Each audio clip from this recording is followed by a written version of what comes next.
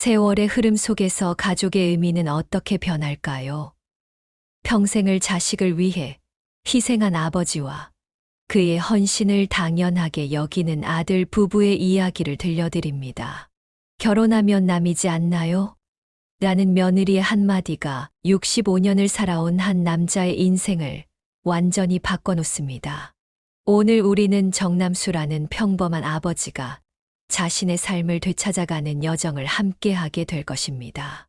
이 이야기는 가족의 의미, 부모의 희생, 그리고 늦게 찾아온 자아의 발견에 관한 진솔한 고백입니다. 귀 기울여 들어주세요. 늦은 오후, 정남수는 마당 한편에 놓인 철제 의자에 앉아 있었다. 저녁 노을이 지는 하늘은 붉게 물들었고 시골 마을의 선선한 바람이 땀에 젖은 그의 셔츠를 스쳐 지나갔다. 그는 손에 들고 있던 찻잔을 천천히 내려놓았다. 이제야 좀 숨을 돌릴 시간이 생긴 것 같았다. 65년을 살아오는 동안 나는 늘 몸을 움직이며 살아왔다. 젊었을 때는 건설 현장에서 막노동을 하며 하루하루를 버텼다. 단순히 먹고 살기 위해서였지만 경험이 쌓이고 사람들을 알게 되면서 점점 일이 커져 작은 하청 업체를 운영하는 사장이 되었다. 그날 현장을 돌며 일거리를 챙겨야 했고, 겨울이면 손이 얼어붙도록 철근을 잡아야 했다. 그러면서도 나는 단 하나의 목표만을 바라보았다. 아들만큼은 나처럼 살게 하지 않겠다. 그 약속을 지키기 위해 몇십 년을 뛰어다닌 끝에 아들 정민석을 대학까지 보냈다. 그게 끝이 아니었다. 취업을 도울 수 있는 인맥을 찾아다녔고, 결혼할 때는 서울에 아파트 한 채를 사주었다. 혼수며 결혼식 비용까지 모두 부담했다. 젊었을 때부터 허리띠를 졸라매고 피땀 흘려 번 돈이었지만 아들의 행복한 미래를 위해서라면 아깝지 않았다. 처음에는 자주 찾아오던 아들 부부였다. 명절이면 함께 밥을 먹었고 술 한 잔을 기울이며 지난날의 고생을 이야기하곤 했다. 손주가 태어났을 때 병원까지 달려가 기뻐했던 기억이 아직도 생생하다. 작은 몸으로 힘겹게 울던 아이의 모습에 가슴이 뭉클했었다. 하지만 시간이 지나며 그들의 발길은 점점 뜸해졌다. 아들에게 전화를 걸어도 회사 일이 바쁘다거나 이번 명절에는 며느리 친정부터 가야 한다는 말만 들려왔다. 처음에는 그저 젊은 부부의 바쁜 일상이라 생각했지만 점점 그 간격이 넓어질수록 마음 한구석이 허전해졌다. 그날도 비슷한 저녁이었다. 작은 마당에서 의자에 앉아 쉬고 있는데 전화벨이 울렸다. 오랜만에 듣는 아들의 목소리에 나는 반가운 기색을 감추지 않았다. 그래, 민서가 잘 지내냐고 물었다. 짧은 안부 인사 후 아들의 목소리가 살짝 머뭇거렸다. 그리고 곧 며느리의 말이 들려왔다. 며느리는 부탁드릴 게 있다며 조심스럽게 말을 꺼냈다. 우진이 어린이집이 끝나고 그들이 늦을 때가 많으니 내가 잠시 가서 아이를 봐줄 수 없겠냐는 것이었다. 며느리의 목소리는 한없이 가볍고 자연스러웠지만 나는 순간 말문이 막혔다. 저녁 노을은 어느새 짙은 어둠으로 변해가고 있었다. 시골 마을의 고요함 속에서 풀벌레 소리만 간간히 들려왔다. 그 순간 나의 마음 한구석에서 뭔가 분명하게 바뀌기 시작했다. 오랜 세월 굳게 지켜온 가족에 대한 의무감과 희생의 무게가 서서히 내려놓아야 할 짐으로 느껴졌다. 손주가 귀엽지 않은 건 아니었다. 하지만 나는 젊은 시절부터 늘 일만 하며 살아온 사람이었다.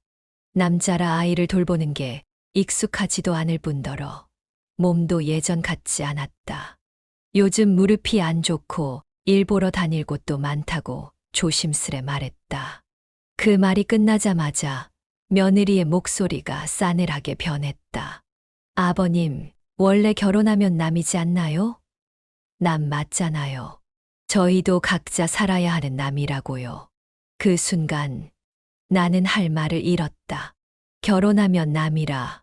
그 한마디가 가슴에 칼처럼 꽂혔다. 쏘아 올려진 화살처럼 날카롭게 가슴을 관통했다. 내가 목숨처럼 아끼던 며느리의 입에서 나온 말이라니. 손에 들고 있던 찻잔을 천천히 내려놓았다. 평생 피와 땀으로 일구어온 모든 것을 아무렇지 않게 짓밟는 그 오만한 목소리. 아들을 위해 한평생 고생했던 내 희생을 일순간에 남으로 밀어내는 저 모렴치한 말투. 가슴이 서늘하게 식어갔다. 식탁 위에 명품 쇼핑백들, 매달 나가는 자동차 할부금, 휴가 때마다 외국으로 떠나는 여행. 그 모든 것을 가능하게 했던 내 손길을 남의 것처럼 취급하는 저 배은망덕한 며느리. 지금까지 해온 모든 것이 그 한마디로 아무 의미 없는 것이 되어버린 기분이었다. 딸처럼 생각했던 며느리의 입에서 나온 남이라는 단어가 가슴을 무너뜨렸다. 정성껏 차려준 명절 음식에도, 손주를 위해 아낌없이 보내준 용돈에도 고마움 한 번 모르던 저 얄미운 계산기 같은 눈빛. 평생을 바쳐 일궈온 가족이라는 이름의 따스함이 한순간에 차갑게 식어버린 것 같았다. 남수는 깊은 밤, 작은 거실에 혼자 앉아 있었다. 탁자 위에는 반쯤 마신 차 한 잔이 놓여 있었고, 벽시계의 초침 소리가 조용한 방 안을 가득 채웠다. 창밖으로 보이는 달빛이 희미하게 마당을 비추고 있었다. 며느리가 내뱉은 한마디가 계속 귓가에 맴돌았다. 결혼하면 남이지 않나요? 그 말이 머릿속을 떠나지 않았다. 언제부터였을까? 아들과 내 사이에 보이지 않는 벽이 생긴 것이. 처음부터 이렇게 멀었던 건 아니었다. 민석이가 어릴 때는 참 많이도 아버지를 따랐다. 아침이면 내 어깨에 매달려 출근길 배웅을 했고, 퇴근하고 돌아오면 반가운 얼굴로 달려 나와 신발장 앞에서 기다렸다. 아빠, 오늘은 몇 층에서 일했어? 크레인 봤어. 어린 민석이는 늘 건설 현장을 신기해했다. 거대한 철근 구조물, 커다란 타워 크레인, 바쁘게 움직이는 인부들. 그 작은 눈동자에 비친 현장의 모습은 신비로움 그 자체였을 것이다. 아이는 그런 세계 속에서 일하는 아버지를 용감한 영웅처럼 바라보곤 했다. 하지만 나는 아들이 자기와는 다른 길을 가기를 바랐다. 건설 현장은 녹록지 않은 곳이었다. 땡볕 아래에서 온몸이 땀에 젖고 한겨울이면 손이 얼어붙도록 철근을 들어야 했다. 그렇게 온몸을 혹사시키며 살아왔지만 아들만큼은 다른 삶을 살게 하고 싶었다. 그래서 더 열심히 일했고 더 많이 벌려고 했다. 그 땀과 노력으로 모은 돈은 오롯이 민석이를 위한 것이었다. 지친 몸을 이끌고 퇴근길의 작은 분식집에서 저렴한 라면 한 그릇으로 저녁을 해결하면서도 아들의 학원비만큼은 아낌없이 내던 시절이 있었다. 다른 아이들처럼 좋은 옷을 입히고 좋은 음식을 먹이고 싶었다. 민석이가 대학을 가고 싶다고 했을 때 나는 주저없이 뒷바라지를 했다. 해외 연수를 보내주었고 좋은 직장에 들어갈 수 있도록 지원했다. 결혼할 때도 마찬가지였다. 내가 너만큼은 부족함 없이 키웠다. 나는 그렇게 믿어왔다 하지만 그 믿음이 너무 순진했던 걸까? 나는 조용히 찻잔을 들었지만 이미 차가 식어 있었다. 미지근한 차를 한 모금 마시며 창밖을 바라보았다. 마당 한편에 서 있는 낡은 트럭이 보였다. 예전 건설 현장에서 자재를 나르던 차였다. 지금은 쓰지 않지만 이상하게도 버리지 못하고 그대로 두었다. 아버지, 이 차 이제 그만 처분하시죠. 뭐 하러 둬요? 몇 년 전 민석이 했던 말이 떠올랐다. 그래도 이 차 덕분에 우리 가족 먹고 살았지. 그때는 웃으며 넘겼지만 지금 생각해보면 그 말에 깔린 의미를 이제야 깨닫는 것 같았다. 민석에게 아버지가 걸어온 길은 단지 과거일 뿐이었다. 부끄러운 흔적처럼 지워버려야 할 것. 달빛 아래 낡은 트럭의 실루엣이 마치 오랜 세월 함께 한 친구처럼 느껴졌다. 그 차로 새벽같이 일터로 향하던 날들, 비가 오나 눈이 오나 현장을 오가며 생계를 이어갔던 시간들. 그 모든 순간이 트럭의 흠집과 녹슨 부분마다 새겨져 있는 듯했다. 나는 한숨을 내쉬며 자리에서 일어났다. 작은 서랍장을 열자 안쪽에 꽂혀 있던 오래된 서류들이 보였다. 아들 명의로 사준 아파트 계약서, 결혼 준비 비용을 정리해둔 장부, 은행 잔고, 내역. 나는 그것들을 천천히 꺼내어 하나씩 펼쳐보았다. 손으로 장부를 넘기던 내 손길이 문득 멈췄다. 그동안의 지출 내역이 선명히 적혀 있었다. 아들을 위해 쓴 금액들, 특별한 날이면 챙겨주던 선물과 용돈, 대학 등록금과 어학연수비, 결혼 준비 비용까지.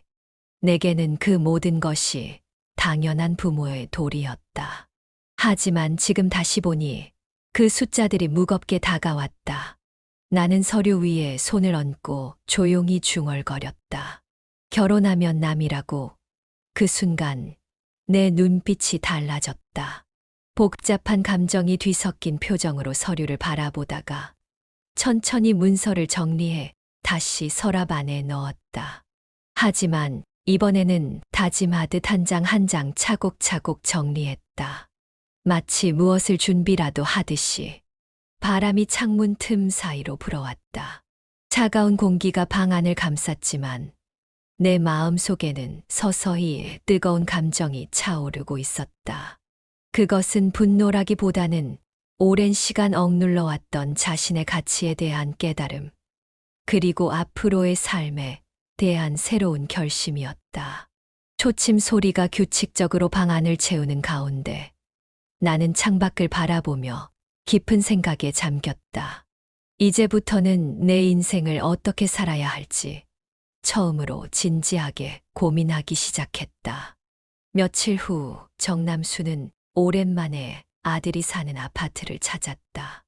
내가 직접 돈을 지불해 마련해 준 집이었다. 하지만 초인종을 누르고 기다리는 동안 나는 스스로가 남의 집 문 앞에 서 있는 사람처럼 느껴졌다. 가슴 한구석이 묘하게 불편해졌다. 내 돈으로 산 집임에도 그 안에 사는 사람들에게 나는 이방인이 되어 있었다. 잠시 후 문이 열렸다. 며느리 박지연이었다. 그녀는 문을 열자마자 살짝 인상을 찌푸렸다. 예상치 못한 방문객을 맞이하는 당혹감이 그녀의 얼굴에 스쳐 지나갔다.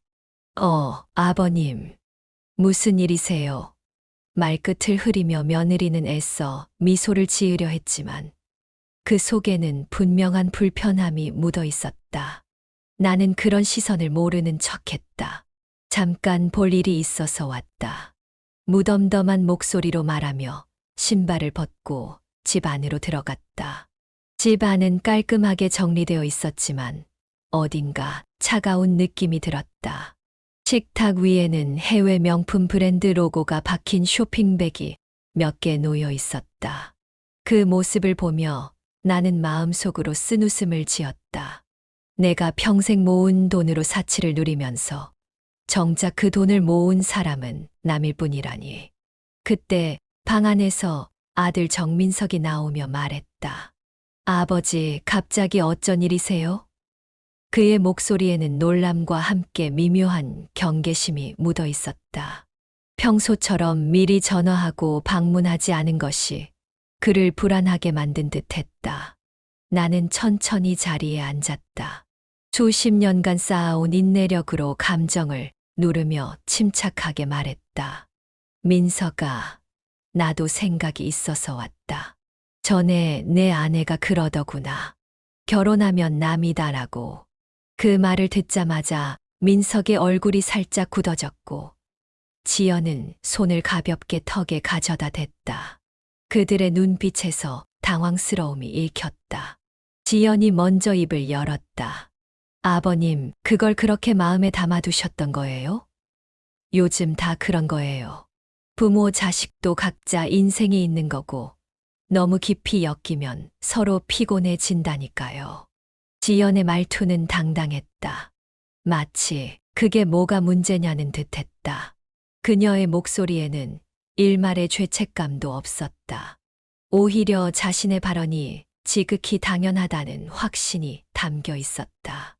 아내를 일찍 여인 후 혼자서 아들을 키우느라 고생했던 내 지난 날이 그녀에게는 아무런 의미가 없는 듯했다. 민석의 어머니가 병으로 세상을 떠난 후 나는 아버지이자 어머니의 역할을 동시에 해야 했다.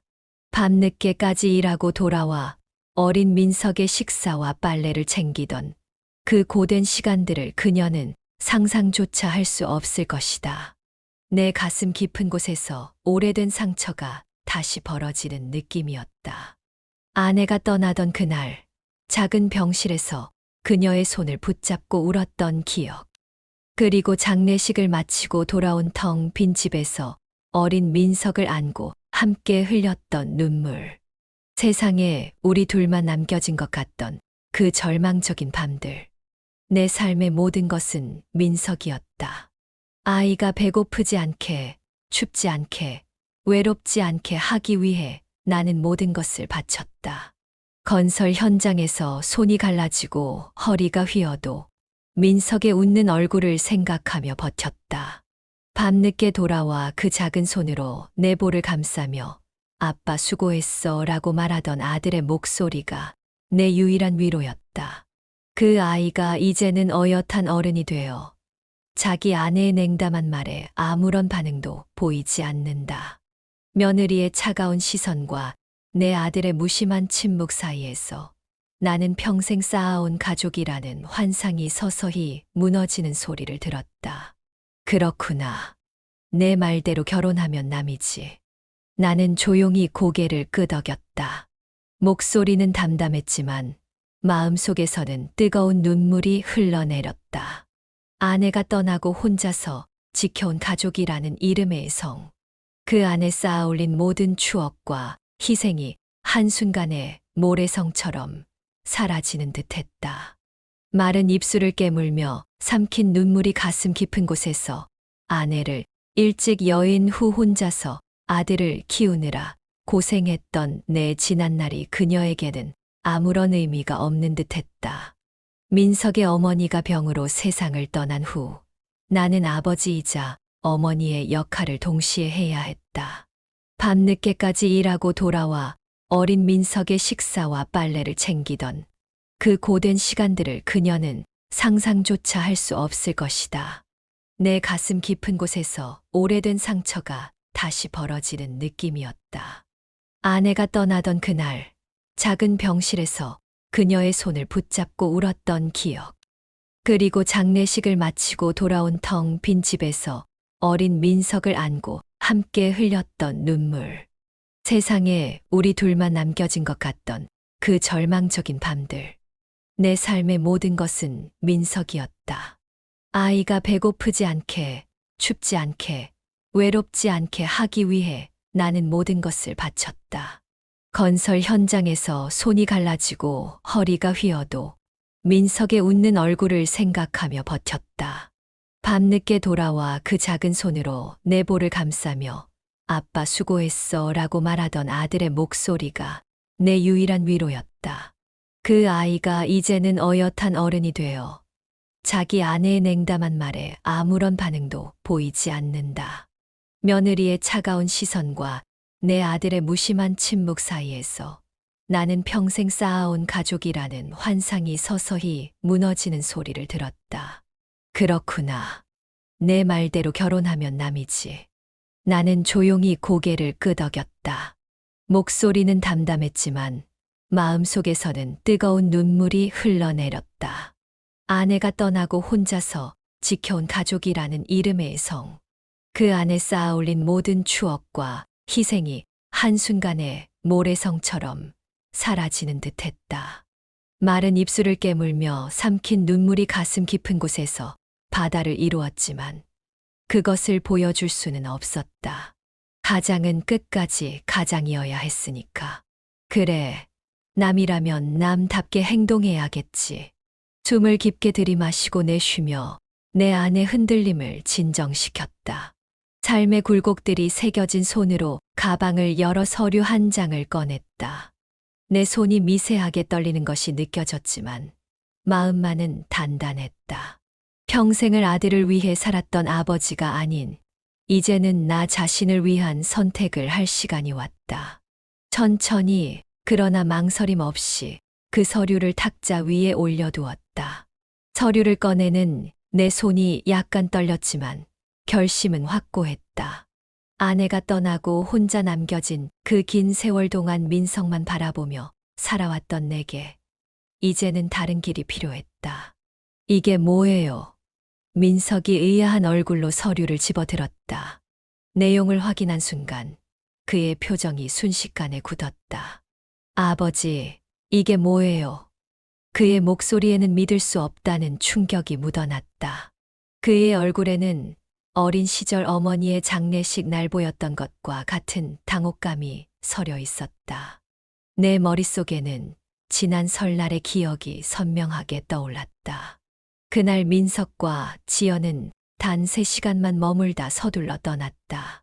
손주와 함께 정성스레 준비한 음식을 제대로 먹지도 않은 채 지연의 친정에 가봐야 한다는 핑계로 자리를 떴다.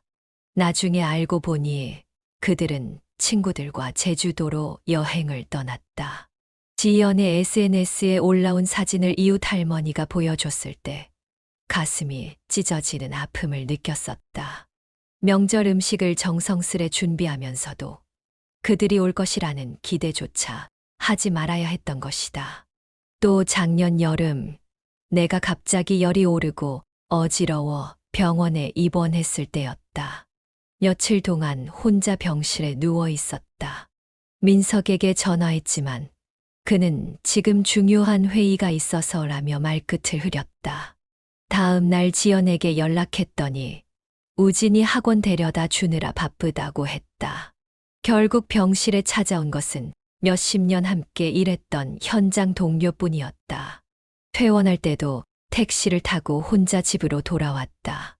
그날 밤 텅 빈 집에서 나는 처음으로 가족의 의미에 대해 깊이 고민했었다. 지연도 옆에서 서류를 들여다보더니 눈을 크게 떴다. 재산 반환 요구서라는 제목이 그들의 눈에 들어왔을 것이다. 나는 차분한 목소리로 말했다. 지연도 옆에서 서류를 들여다보더니 눈을 크게 떴다.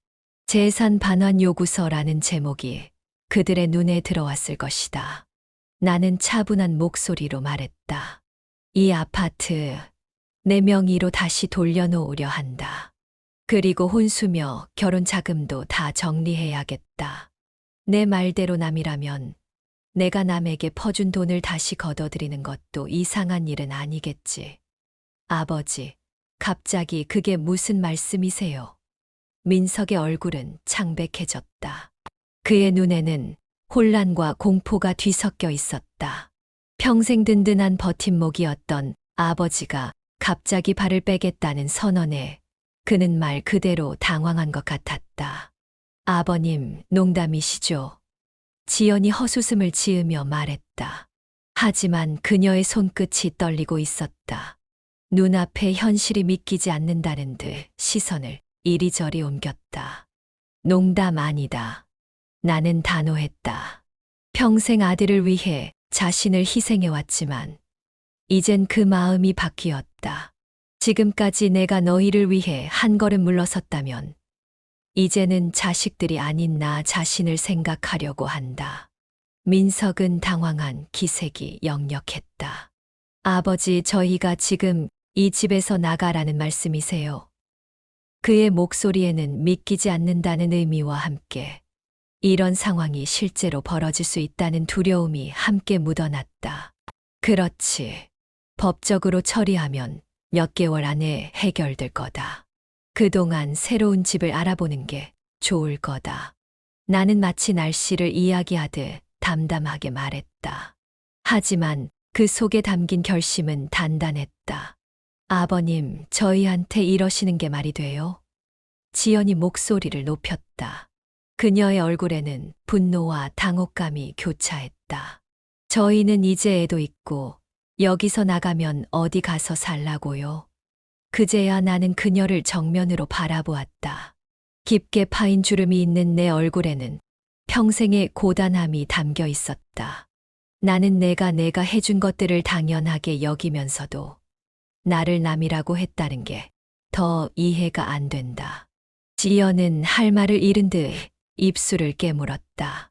민석은 더 이상 서류를 들여다볼 수도 없다는 듯 그것을 탁자 위에 던져버렸다. 아버지, 너무하십니다. 가족한테 어떻게 이러실 수가 있어요? 나는 조용히 자리에서 일어났다. 뼈마디가 뚝뚝 울리는 소리가 조용한 거실에 퍼졌다. 그 말을 내가 너희한테 하고 싶구나. 가족한테 이렇게 대하는 게 말이 되냐? 그리고 천천히 신발을 신으며 마지막으로 덧붙였다. 이제부터 진짜 남처럼 살아보자. 남이니까 내 재산도 내 맘대로 할 거다. 나는 문을 열고 천천히 밖으로 걸어 나갔다. 등 뒤로 민석과 지연의 당혹감 어린 침묵이 느껴졌지만 돌아보지 않았다. 문이 닫히는 순간 거실에는 무거운 침묵이 내려앉았을 것이다. 나는 복도를 걸으며 무거운 숨을 내쉬었다.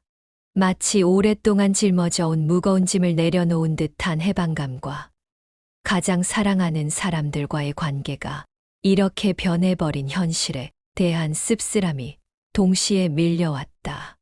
며칠 후 정민석은 변호사 사무실에서 나온 뒤 핸드폰을 꽉 쥐었다. 손끝에 힘이 들어가면서도 이 현실이 믿어지지 않았다.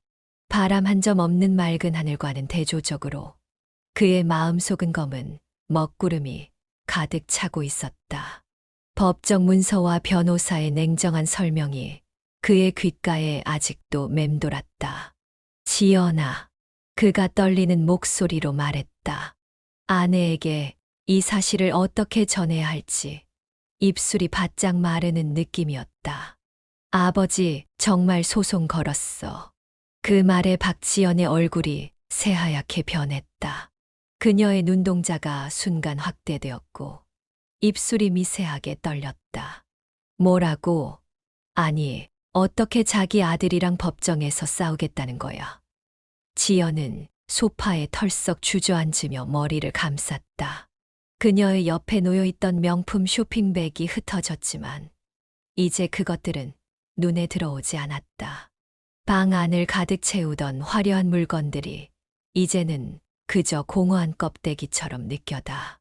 변호사가 그러는데 아파트는 엄밀히 말하면 아버지가 산 거잖아.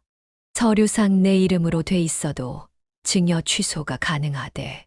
게다가 혼수랑 결혼 비용도 다 기록해뒀나 봐. 생활비까지. 민석의 목소리는 점점 작아졌다. 법률 용어들이 그에게는 낯설고 무거웠다. 생활비까지. 지연이 자리에서 벌떡 일어났다. 그녀의 날카로운 목소리가 방 안을 가득 채웠다. 아니, 우리가 뭘 그렇게 잘못했다고 이런 모욕까지 당해야 해. 솔직히 우리가 이 집 받은 게 뭐 대수야? 부모가 자식 도와주는 게 당연한 거 아냐? 민석은 입을 꾹 다물었다. 부모가 자식을 도와주는 건 당연할 수도 있다. 하지만 이제 아버지의 태도는 완전히 달라져 있었다. 그동안 당연하게 여겼던 것들이 이제는 하나의 무거운 짐으로 어깨를 누르는 듯 했다. 지금까지 받아온 모든 것들이 순간적으로 그의 앞에 쌓여가는 느낌이었다. 창밖으로 보이는 아파트 단지의 풍경이 갑자기 낯설게 느껴졌다. 이 집, 이 공간, 심지어 그가 앉아있는 이 소파까지.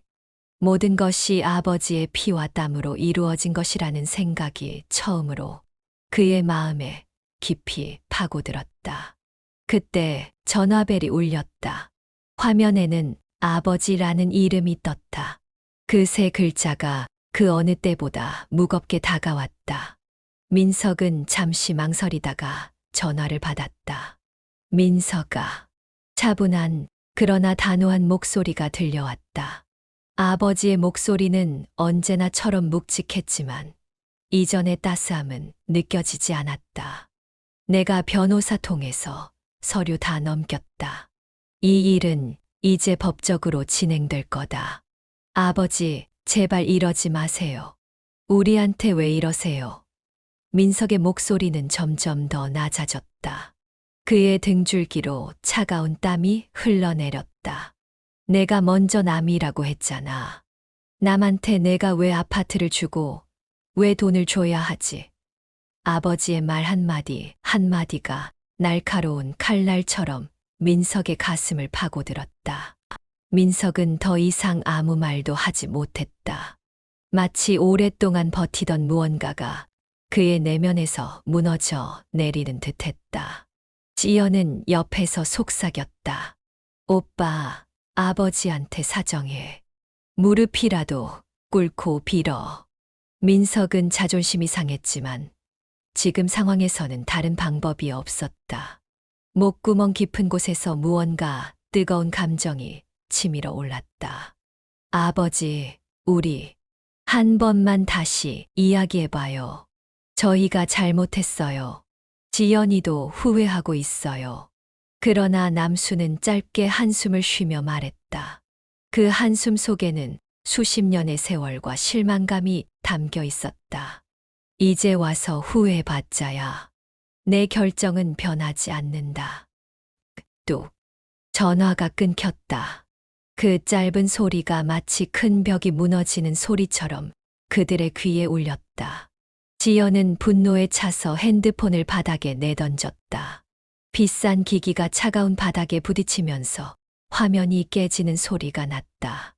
결국 끝까지 이기적으로 나오시겠다는 거네. 좋아, 그렇게 나오신다면 우리도 가만히 있지 않을 거야. 민석은 창가로 다가가 머리를 벽에 기댔다. 차가운 벽의 감촉이 그의 열오른 이마를 식혀주었다. 이제 그들 앞에 놓인 현실은 냉혹했다.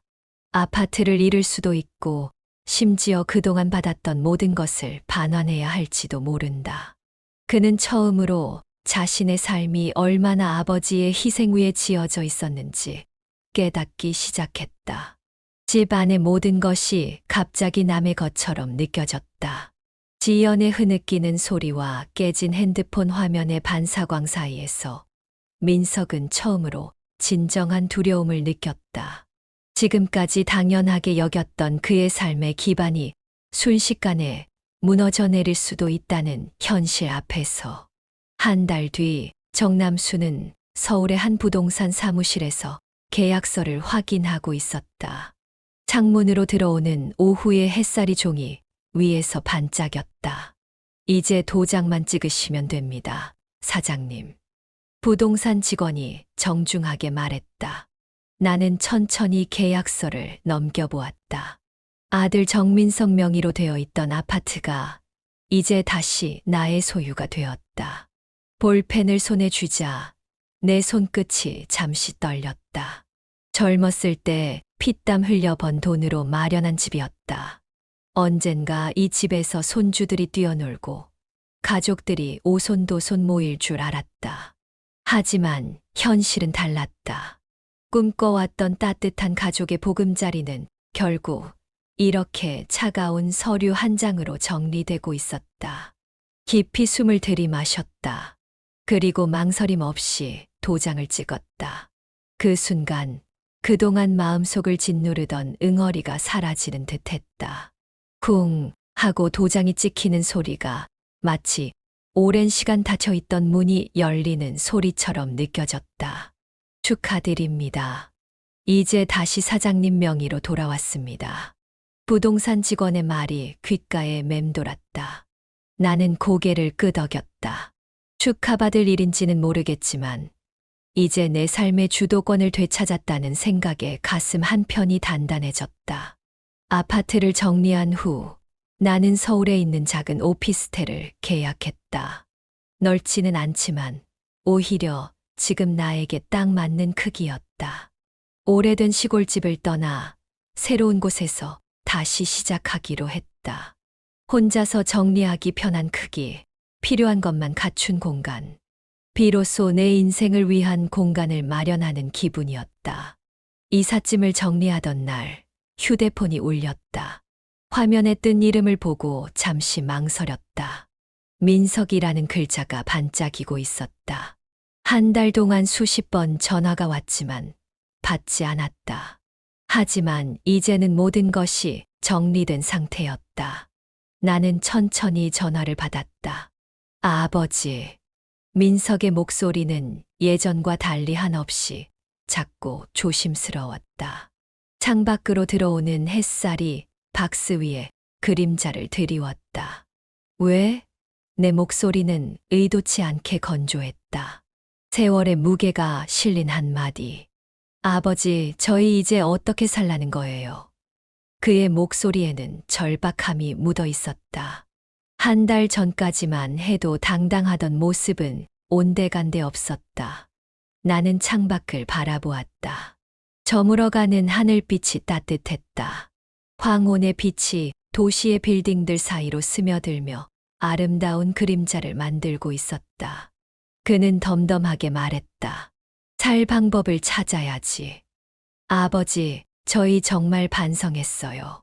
지연이도 많이 울었고요. 손주도 있잖아요. 이제 와서 이렇게까지 하시는 건 너무하신 거 아니에요. 민석의 목소리가 떨렸다. 이제 와서. 나는 피식 웃었다. 그 웃음 속에는 수십 년의 세월이 담겨 있었다. 너희가 나를 남이라 했지.